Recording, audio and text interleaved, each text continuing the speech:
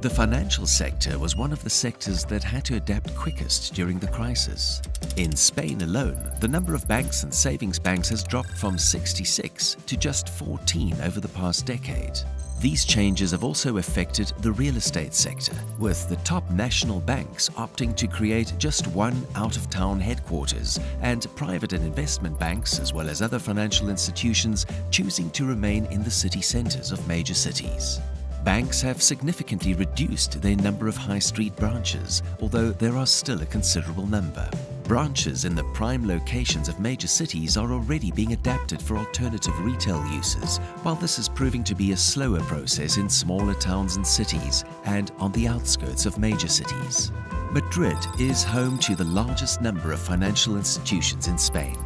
Despite still being a long way off previous highs, the financial sector is actively letting office space and currently accounts for 10% of total office take-up. Barcelona is the second most important city for the financial sector, accounting for 4% of total take-up. Although the majority of banks prefer to locate their central headquarters in Madrid, Barcelona is still home to some of the most important national banks, such as CaixaBank and Banco Sabadell. The financial sector is currently facing a series of challenges which are directly impacting firms' business models and workspaces, including the need to generate profit and be more efficient, digitalization and the entry of new players in the market, such as fintech companies, and finally, a change in clients' expectations.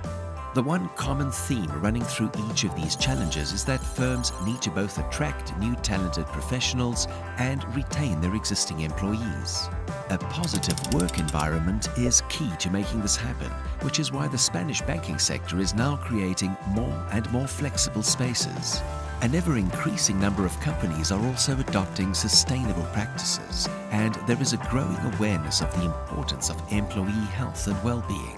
In terms of relocations, the main driver still tends to be cost reduction. However, this is also starting to change, with a number of financial institutions now starting to open innovation centers and startup accelerators in the heart of major city centers.